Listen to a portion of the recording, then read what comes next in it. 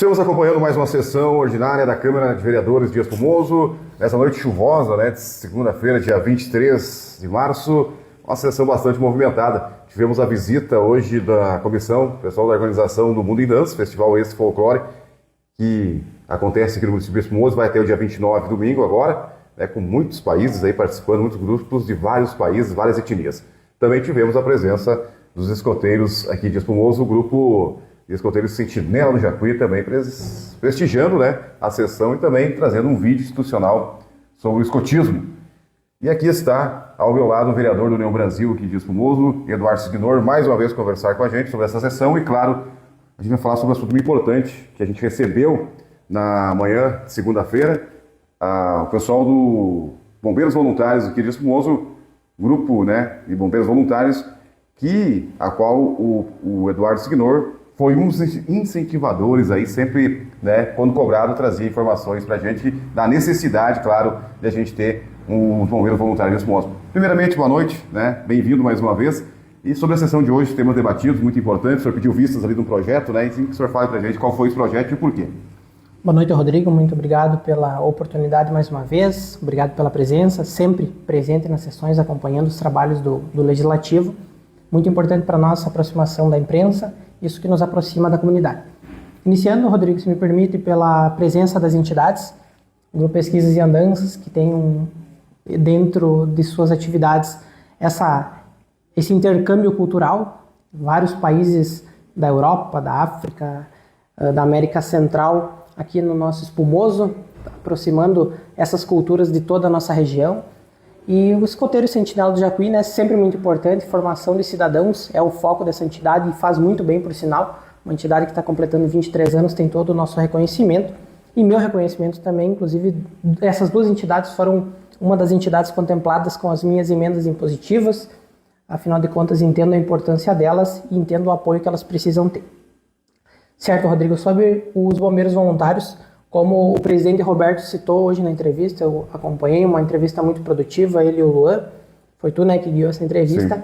Roberto citou essa questão da minha presença e, de fato, desde antes ainda da minha eleição, estávamos debatendo sobre essa questão dos bombeiros voluntários, a importância dos bombeiros. Algo que me irritava muito na época era sobre ainda, né, sobre a dependência do Corpo de Bombeiros de Itapera.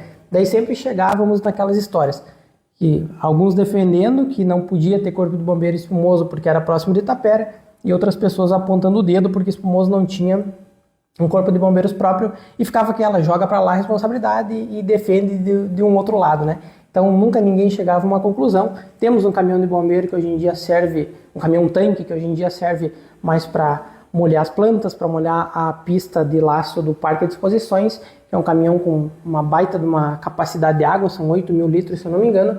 Então temos uma certa estrutura e faltava mesmo a formalização, a especialização, essas pessoas prontas para atuar no combate a incêndios. Aí que veio a atitude nossa, faço reconhecimento aqui ao Roberto, ao Jean, funcionários da Cotriel, e a todo o time que está envolvido, está empenhado nos bombeiros voluntários, uma entidade que já saiu do papel, uma entidade que já é oficial, ela já existe de fato, algo que não existia anteriormente.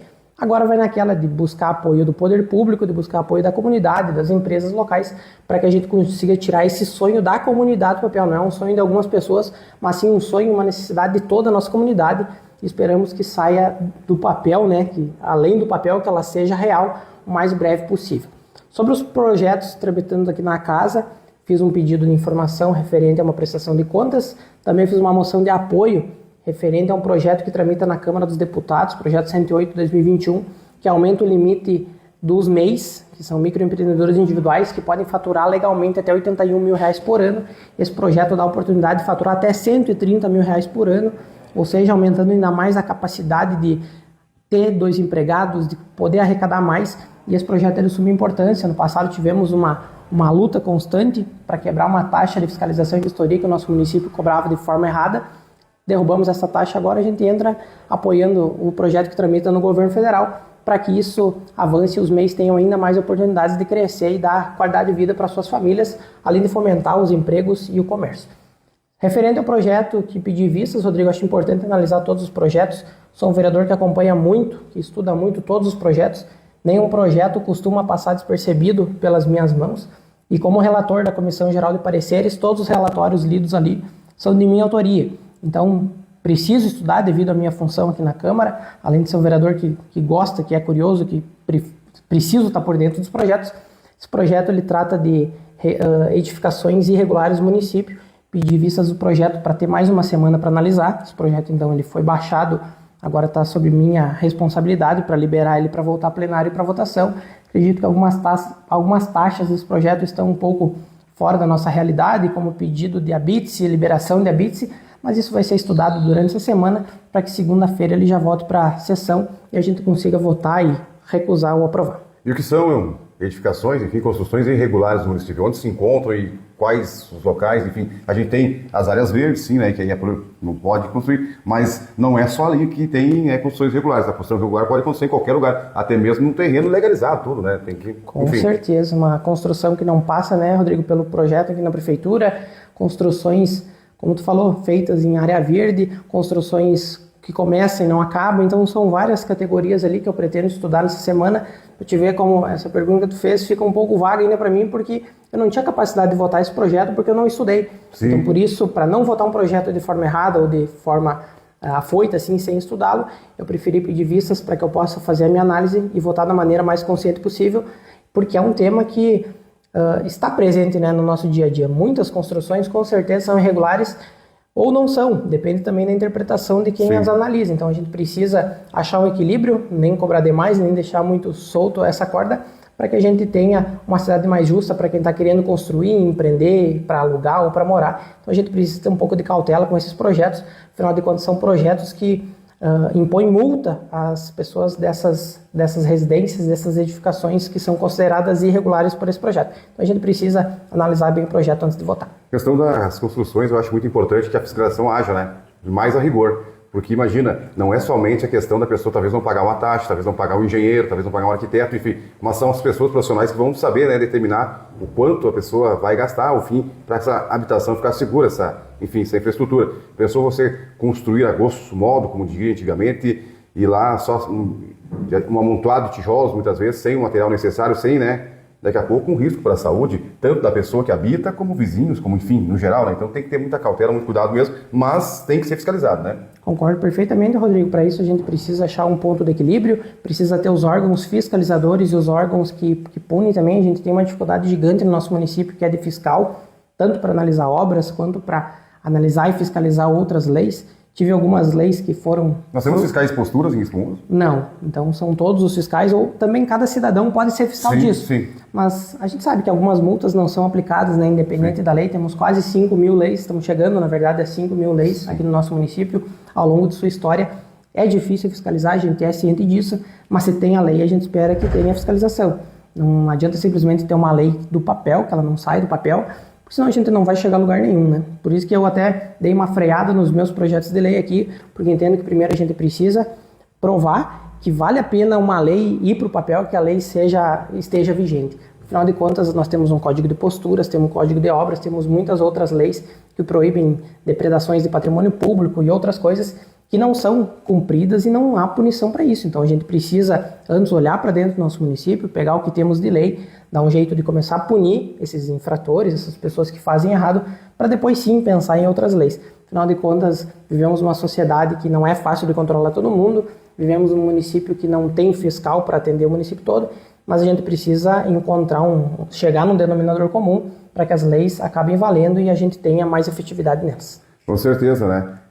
Qualidade frente a volume, né? Daqui a pouco tem muito volume de leis, enfim, e que daqui a pouco vão ser penduricalhos de outras, né? Então é preciso ser estudado, precisa ser, né, bem avaliado. Vocês todos são cabeças que pensam junto aqui, né? E claro, como você disse, precisa ser analisado, vamos esperar um pouquinho. Nunca se perde por esperar um pouquinho mais, né? Com certeza, Rodrigo. Inclusive, aprovando e fazendo lei em cima de lei, daqui a pouco a gente tem duas leis que dizem duas coisas diferentes referente ao mesmo assunto.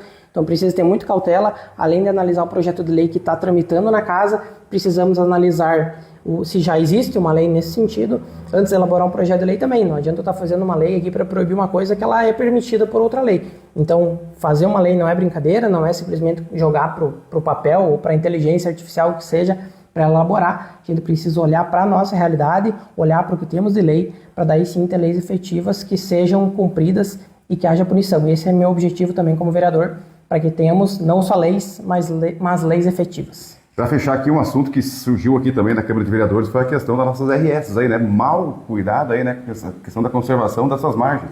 Exemplo, o mato tomando conta aí. Eu fui fazer uma cobertura aí no município próximo daqui, nem tão longe, no Antônio do Planalto, sexta-feira que passou, BR-386, show de bola, iluminado, tudo. Pega a 332 ali, começa a vir a 223, a RS aqui, cara, limite de velocidade 80 por hora, mas a placa você não via. Você não via a placa mais, enfim, é um abandono total aí, né, pelo, não sei se é o DAE, se é o DAIR, enfim, aqui, entre Espumoso e Soledade, também Itapera e Espumoso, enfim, né. Olha, Rodrigo, eu sou um cara bem pessimista em relação à efetividade do DAIR. Já estive lá. Até eu sugeri, só não quero interromper, uma fala minha no rádio ali, que o pessoal também, que é morador ali, né, placa com escolas, né, também que estão se tomando conta pelo mato, daqui a pouco o pessoal pode ali também fazer uma poda, não é seu dever, mas como cidadão a gente pode ajudar também, enfim, né, mas fica... É o que a gente fala para tudo, né, se a gente depender do Estado e do poder público para fazer todas as coisas, infelizmente a gente não vai ter efetividade, nenhuma placa vai ter efetividade. E eu sou alguém bem pessimista em relação à efetividade do DAIR, já estive lá com alguns colegas vereadores e é desanimar, viu? Porque o cara simplesmente puxa um mapa desse tamanho, cheio de RS assim, e não nos dá sabe por onde começar. Não nos dá perspectiva nem de uma poda, nem de um tapa-buraco. Pra te ver, o vereador Denner, o presidente nosso, fez o pedido para poda, sendo que a vereadora Fábio já tinha feito pedido na sessão passada para outra RS, e nada foi feito.